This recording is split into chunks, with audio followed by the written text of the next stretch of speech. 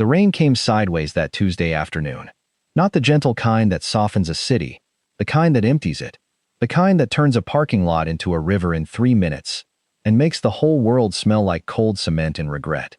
Marcus Hale stood at the corner of Fifth and Brennan with a 6-year-old boy asleep against his shoulder, a reusable grocery bag dangling from his wrist, and an umbrella that was really only large enough for one. He had been standing there for 11 minutes. He was counting. Beside him was a bench, and on that bench sat an elderly woman in a pale gray coat who had not moved since the rain started. She was not looking at the street. She was not looking at anything. Her hair was white and damp at the edges where the umbrella couldn't quite reach. Her hands were folded in her lap the way hands fold when the body has stopped expecting comfort.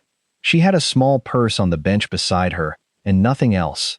No phone visible, no companion, no car pulling up at the curb. She looked like someone who had sat down to wait and had slowly forgotten what she was waiting for. Marcus shifted his son to his other shoulder. Eli stirred, murmured something about dinosaurs, and went still again. The woman didn't look up. A cab slowed at the light. Marcus raised his free hand. The cab kept moving. He lowered his hand and looked back at the woman. Her shoulders were wet now. He moved toward her. He angled the umbrella so it covered the bench as much as it covered him, which meant it covered him almost not at all. The rain found the back of his neck immediately. He didn't move away. "It's not letting up," he said. The woman looked up at him for the first time. Her eyes were gray and very still. Not frightened. She was past frightened. She was somewhere further along the road than frightened. "No," she said. "It doesn't seem to be. You're welcome to share." He nodded toward the umbrella. "It's not much, but it's something." She looked at the sleeping boy on his shoulder. Then she looked at Marcus, at the grocery bag, at the jacket that was already darkening at the shoulders, at the quiet, uncomplicated steadiness of a man who had simply decided to stand in the rain so she wouldn't have to. "You'll get wet," she said. "I'm already wet." That earned him a look, not quite a smile, but the edge of one. Something that had once lived next to a smile and remembered the neighborhood. "Thank you," she said quietly. "I'm Margaret." Marcus. He stood there in the rain and held the umbrella over an elderly woman he had never met, and the rain came down, and Eli slept, and that was the whole of it. No calculation, no angle. Just a man who had been rained on before and knew how it felt and decided someone else shouldn't have to feel it today. What he didn't know, what he had no way of knowing, was that the woman sitting on that bench in the damp gray coat was Margaret Voss, founder and majority shareholder of Voss Capital Group, a $2.3 billion private equity firm, the company that, 14 months ago, had purchased the regional distribution firm where Marcus worked, restructured its senior operations team, and terminated his position along with 43 others. The woman whose company had taken his career was sitting under his umbrella, and the rain kept coming down. If you already feel it, that tightening in your chest, hit the like button and subscribe to Hidden Ledger. Drop a comment below and tell me where in the world you're watching from, because this story is just getting started. And the part they don't see coming, keep watching. Marcus Hale was 41 years old and had been good at his job for most of them. For 9 years he had worked in regional operations at Donnelly Distribution. Not a glamorous company, not a famous one, but a solid one. The kind of company that keeps grocery stores stocked and hospital supply rooms functional, and nobody thinks about until something goes wrong. Marcus had started on the loading floor and worked his way to senior operations coordinator, which meant he was the person who figured out why shipments were failing before the shipments failed. He was precise without being rigid. He was quiet without being invisible. His team trusted him because he showed up early and didn't disappear when things got complicated. His daughter, Lily, was 6.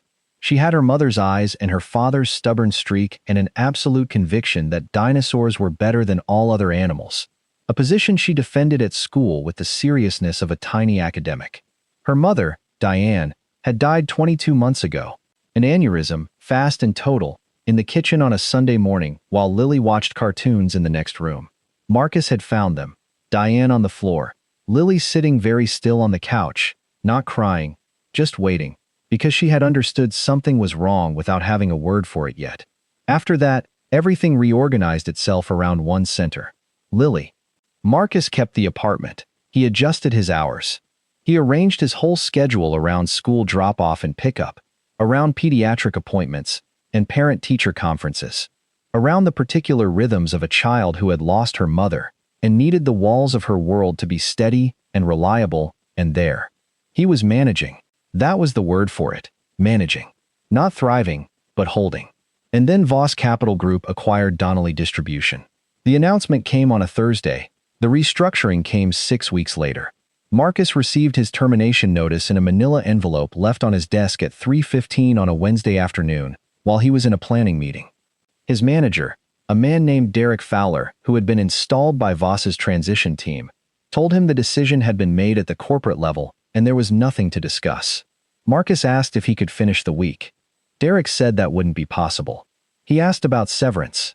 8 weeks, standard package. Sign the acknowledgement form and HR would be in touch. He drove to school and picked up Lily and took her for ice cream because she didn't need to know yet and because he needed 1 hour of something that felt ordinary before the rest of it began. That was 14 months ago. Since then, 3 interviews that went well and led nowhere. 2 contracts that paid a fraction of his former salary. 1 month when he genuinely didn't know how he was going to make rent. He had not told anyone how close it had gotten. Not his sister, not his neighbor who sometimes watched Lily. Not anyone. He had a notebook where he kept everything organized. Job leads, budget numbers, what needed to happen by when. The notebook was meticulous. If anyone had read it, they would have seen the portrait of a man holding a very complicated structure together, with very quiet discipline. That Tuesday afternoon, he had been on his way home from a grocery run with Lily. Eli was a neighbor's son he'd offered to walk home as a favor when the rain came. He stood under the umbrella and held it over a stranger. He did not know her name. He did not know her company. He did not know that she was the reason he no longer had a job. He only knew she was cold and her shoulders were wet and he had an umbrella. The rain didn't stop. It slowed, then steadied, then resumed with new commitment. Margaret Voss sat on the bench and watched the street. She answered Marcus's occasional remarks. About the weather, about the neighborhood, about Eli, who woke briefly, examined her with the frank assessment of a 6-year-old, declared that her coat looked like a cloud, and went back to sleep against Marcus's shoulder. Something moved through Margaret's face at that. Not quite a smile, closer to one than before. How old is she? Margaret asked, nodding toward the sleeping child. Eli, 6. Marcus shifted the grocery bag. Mine's the same age. She's home with a neighbor right now. Lily, you have 2? No, just Lily. Eli is a neighbor's. I was walking him home. He looked down at the boy. He slept through most of the storm. That's the best way to survive a storm, Margaret said. Marcus glanced at her. There was something in the line, the way it landed slightly heavier than the words, that made him look more carefully. She was watching the street again. Her hands were still. Are you waiting for someone? He asked. A pause. I was. I think they may have gone to the wrong corner. She reached into her purse and looked at a phone with the particular expression of a person who is not certain it will cooperate. Frank is always going to the wrong corner. Do you want to call? I'll try in a moment. She set the phone back in her purse with the careful deliberateness of someone whose hands were unsteady. He worries when I call from the rain. I prefer to spare him. Marcus noticed the unsteady hands. He said nothing about them. There's an awning on the next block, he offered. The dry cleaner. It's deep. We could wait there. Better coverage. She looked at the distance and then at Eli. That's too much trouble for you, she said. It's half a block. You're already holding a child and groceries and an umbrella. The umbrella's doing most of the work. He looked at her. I don't mind, truly. Margaret studied him for a moment. The quiet steadiness of him. The total absence of performance in the offer. He wasn't helping her to be seen helping her. He was helping her because it was raining and she was cold and he had an umbrella. She accepted. They walked slowly to the dry cleaner's awning, which was deep and dry and smelled of pressed fabric and steam. Marcus positioned the umbrella against the wind out of habit, even though they didn't need it anymore. Margaret noticed. She noticed other things too, that he had not once checked his phone, that he stood so Eli's sleeping head was sheltered from the wind, that when she had stumbled slightly on a cracked section of sidewalk, he had steadied her elbow without comment and without making it a moment. She noticed that he was very good at not making things a moment. You're patient with people, she said. I have a 6-year-old, he said. You either get patient or you lose your mind. Is her mother? Margaret stopped. Forgive me. She died, Marcus said. Straightforward, no performance in it. About 2 years ago. I'm sorry. A beat. I lost someone recently too. He didn't ask who. He didn't offer the architecture of comfort that people reach for to fill the silence. He let the silence be a silence. It changes how you move through the world, she said finally. Yes, he said. It does. They stood under the awning and watched the rain come down on Fifth and Brennan, and neither of them said anything else for a while, and it wasn't uncomfortable. It was the particular quiet that collects between two people who have both been through something heavy and recognize it in each other without needing to catalog it. Then a black sedan turned the corner too fast, braked, and a gray-haired man in a dark coat came out of the passenger side looking stricken. Mrs. Voss. I'm fine, Frank. Her voice was calm. Wrong corner again. Frank looked at Marcus with an expression caught between gratitude and professional assessment. I'm sorry, the GPS said Brennan and Forth. It's all right. Margaret turned to Marcus. She extended her hand. Her grip was firm and deliberate. Thank you, Marcus. You were very kind. It's just an umbrella. It wasn't just an umbrella. She held his gaze for a moment. Then Frank was opening the car door and she was moving toward it, and Eli stirred against Marcus's shoulder, and the rain was already thinning. She paused at the car door. What do you do? She asked. The question was quiet and precise, the kind of question that comes from genuine curiosity rather than small talk. Operations, Marcus said, or I was. I'm in transition. She looked at him for one beat longer than the conversation required. Good luck with it, she said. The door closed. The sedan pulled away. Marcus stood under the awning with a sleeping 6-year-old on his shoulder and watched it go. He didn't know what she was carrying. He didn't know what she now knew about him. He only knew that the rain was slowing and he needed to get Eli home. 3 days later, Marcus had an interview. It was with Caldwell Group, a mid-sized logistics firm downtown. The position was regional operations manager, a step up from what he'd held at Donnelly.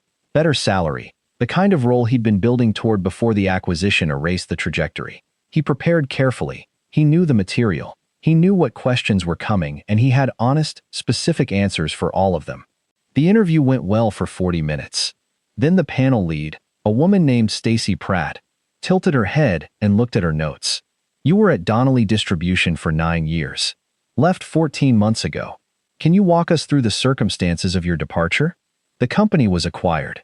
My position was eliminated in the restructuring. Pratt wrote something. We reached out to Donnelly for a reference. The contact we were given, a Derek Fowler, indicated there were performance concerns before the restructuring, that your departure wasn't purely structural. Marcus was very still. That's not accurate, he said. He indicated there were issues with your responsiveness to the new leadership's direction. Marcus looked at her. I was given 8 weeks severance and a standard release. There were no performance citations in my file, no written warnings, 9 years of positive reviews. We understand these transitions can be complicated, Pratt said, in the tone of someone who has already made a decision and is now managing the aftermath of it. We'll continue our process and be in touch. He drove home. He sat in the parking lot of his apartment building for a long time before going inside. Derek Fowler, a man Marcus had met twice, who had handed him a manila envelope and told him there was nothing to discuss. 14 months later, still in the room, still making the problem larger, he made dinner for Lily, pasta with the butter the way she liked it. He sat across from her and watched her negotiate a particularly ambitious piece of penne and told her about a cloud he'd seen that looked like a stegosaurus. She had opinions. He listened to all of them. After she was in bed, he sat at the kitchen table with his notebook and went through the numbers again. He had 6 weeks of runway, maybe 8 if he was careful. The Caldwell interview was almost certainly gone. There were 2 other leads, but both were at lower salary levels, and if Fowler was circulating a version of events to anyone who called, he closed the notebook. He sat with his hands flat on the table for a long time. He thought about the woman in the gray coat, Margaret. He thought about how she had said, "It changes how you move through the world," and the specific weight of the silence that followed. He didn't know that 2 floors above him, in his own life, the gears of something were already beginning to move. The call came on a Friday morning, while Lily was at school and Marcus was revising his resume for the 4th time. Unknown number. He almost didn't answer. Is this Marcus Hale? A woman's voice. Professional. Measured. Yes. My name is Claire Ashby. I'm with the legal team at Voss Capital Group. I'm calling on behalf of Margaret Voss. She's asked me to reach out to you directly. Marcus set down his pen. Mrs. Voss would like to meet with you, at your convenience, at our offices, or a location of your choosing. She's asked me to tell you this is not a legal matter. It is, her words, a conversation that should have happened much sooner. He was quiet for a moment. How does she know my name? You introduced yourself in the rain, Mr. Hale. He remembered. I'm Marcus. She knows who I am, he said. She does now. A careful pause. She would like to explain that in person, if you're willing. He agreed to meet. He almost didn't sleep that night. He was not sure whether to be hopeful or afraid, and he had learned, in the past 14 months, that those two feelings occupied very similar territory. The meeting was at a neutral office, a law firm's conference room in the same building as Claire Ashby's office, chosen for discretion. Margaret was already seated when Marcus arrived. She looked different than she had in the rain, composed, present, contained, but her hands were still, the way they had been on the bench, and when she looked at him, there was the same quality of careful attention. Ruby's yellow scarf, Owen's clean work shirt, the particular dignity of people who are not performing their decency for an audience. Marcus wore the jacket he'd worn to the Caldwell interview. He sat down. You know who I am, he said. It wasn't a question. I do. She folded her hands on the table. I didn't. On Tuesday. I want you to understand that. I learned your name afterward. From Frank, who found it on the pharmacy receipt that fell out of your grocery bag when you shifted the child. She paused. He retrieves things out of habit. 20 years of it. And then I asked Claire to find out what I could. I learned you worked at Donnelly, that you were in the cohort eliminated during our restructuring 14 months ago. She looked at him steadily. I also learned that Derek Fowler has been characterizing your departure in terms that don't match the employment record. Something moved through Marcus's chest. Not relief. Not yet. Something more careful than relief. I want to understand what happened, Margaret said. Not the Fowler version. Yours. So Marcus told her. 9 years. The acquisition announcement. The manila envelope. Derek Fowler's 2-minute conversation about corporate-level decisions. The 8 weeks of severance. The Caldwell interview. Pratt's tilted head and the phrase performance concerns. He told it without embellishment and without self-pity, which was the most devastating way to tell it. When he finished, Margaret was quiet for a moment. What was Fowler's stated concern? He said I was resistant to the new leadership's direction. Were you? Marcus thought about it.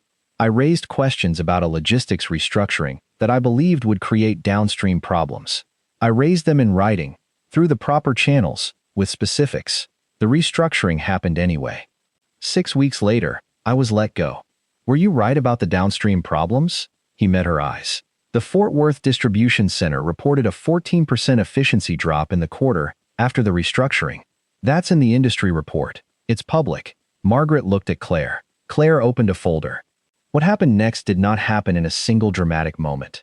The hidden ledger doesn't always arrive in one thunderclap. Sometimes it arrives the way the truth arrives. Methodically, document by document, until the room understands what it's looking at. Claire Ashby's team reviewed Marcus's personnel file. 9 years of performance evaluations. All positive. 2 commendations from regional directors. 0 written warnings before termination. 1 exit interview form, unsigned by Marcus because he had not been offered one. The form in the file bore a signature that was not his. The Fort Worth efficiency data. The original logistics memo Marcus had submitted 3 weeks before the restructuring. The gap between what he had flagged and what had been ignored. And Derek Fowler. Derek Fowler, it turned out, had not been a Voss Capital hire. He had been recommended by a board member who had since departed, installed during a period when Margaret was in extended medical leave following a procedure she had shared with no one. He had moved quickly during that window. Restructuring, elimination, consolidation. He had characterized the eliminated employees in ways that discouraged them from pursuing remedies. Marcus was not the only one, but he was the one Margaret had met in the rain. She called Fowler directly. The conversation was brief, documented, and final. She asked him 3 questions about Marcus Hale's performance record. He gave her 3 answers that contradicted the employment file. She thanked him and ended the call. By the following Monday, Derek Fowler's consulting contract with the post-acquisition Donnelly entity, which was now a Voss subsidiary, had been terminated. The grounds were documented misrepresentation of employee records. Marcus was not told about this immediately. He was called back to Claire's office on the Thursday of that week, where Margaret was again present. "Your record has been formally corrected," Claire said. "The termination is now listed as a workforce reduction, no performance basis. A letter will be issued confirming that characterization to any prospective employer who contacts us." Marcus looked at the table, then at Margaret. "What happened to Fowler?" "His contract was terminated," Margaret said. "The grounds are documented." "Why?" "Because what he did to your record was wrong, and because it appears he did it to others." She was quiet for a moment. "I was not present for the decisions made during our acquisition of Donnelly. I was in medical leave. Some of what was done in that window was not done with my knowledge or authorization." She held his gaze. "That doesn't transfer the responsibility for fixing it to someone else." Marcus was quiet for a long moment. "There's something else," Claire said. She set a document on the table. "Voss Capital would like to offer compensation for the period of demonstrable professional harm. The 14 months in which the misrepresentation of your record affected your employment prospects. We've calculated that based on your former salary and the positions you can document being declined following the Fowler reference." He looked at the number on the document. He kept his expression very still. "We'd also like to offer you a consultation contract," Margaret said. "Independent, 60-day term.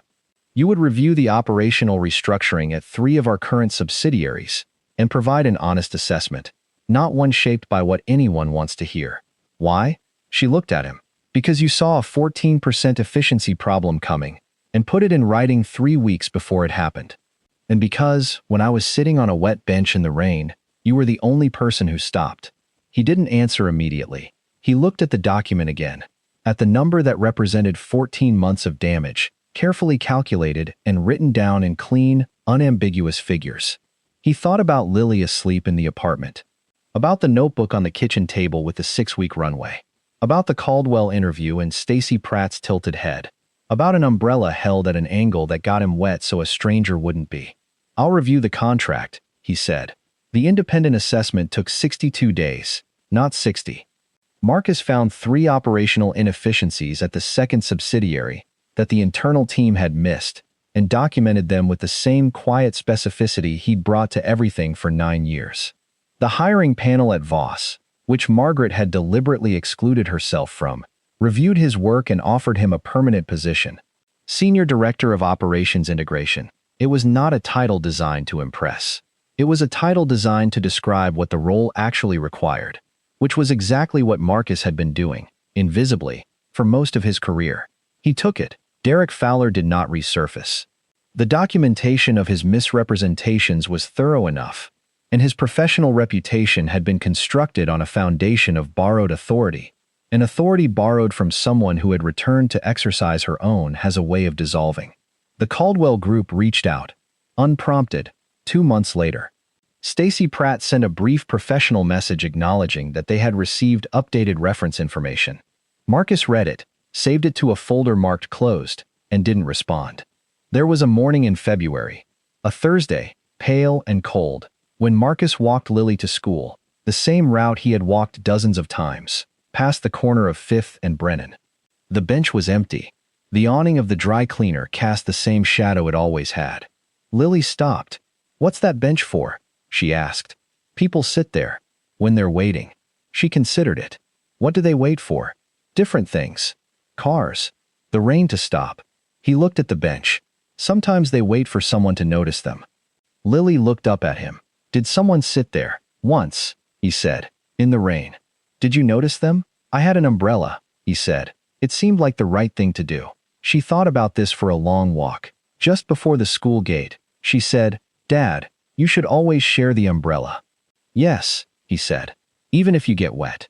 Especially if you get wet." She seemed satisfied with this. She went through the gate. He watched her go. He stood there for a moment at the corner, in the February cold, thinking about a bench and a gray coat, and a woman who had said it wasn't just an umbrella. Thinking about what the ledger actually records. Not the extraordinary moments, not the revealed identities and the corrected files, and the clean, formal language of restitution, but the smaller entries, the ones made without witnesses, without calculation, without any reason except that someone was cold and you had something warm. Those entries, it turns out, don't disappear. They wait. 3 months after the consulting contract was signed, Margaret Voss did something she had not done in 2 years. She attended a school event. It wasn't hers. She had been invited, carefully, without pressure, by Marcus, who had mentioned offhandedly that Lily was presenting at her school's science fair and had built a model of a weather system, and that the meteorology section was apparently very concerned with how umbrellas worked. Margaret sat in the third row. Lily presented with the serious authority of a child who has done her research.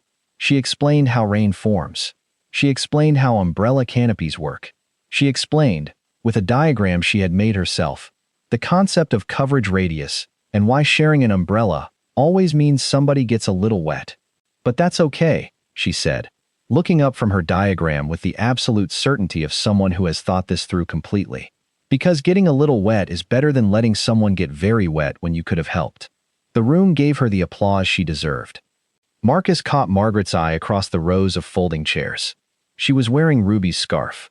Not Ruby's scarf, but there was something about her expression, something about the way she was holding it together in the room, that recalled the bench, the rain, the particular look of someone who had been very cold and been offered warmth by a stranger with no reason to offer it.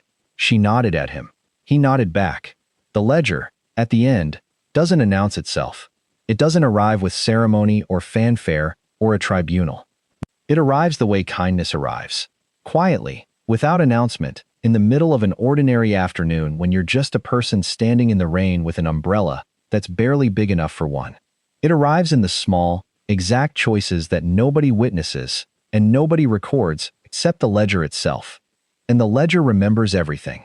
Thank you for staying until the balance was restored.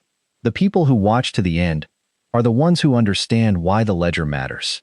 If this story stayed with you, the videos on your screen right now are ready to do the same. And if you haven't subscribed yet, the ledger has your name. Hidden Ledger. Every account settles.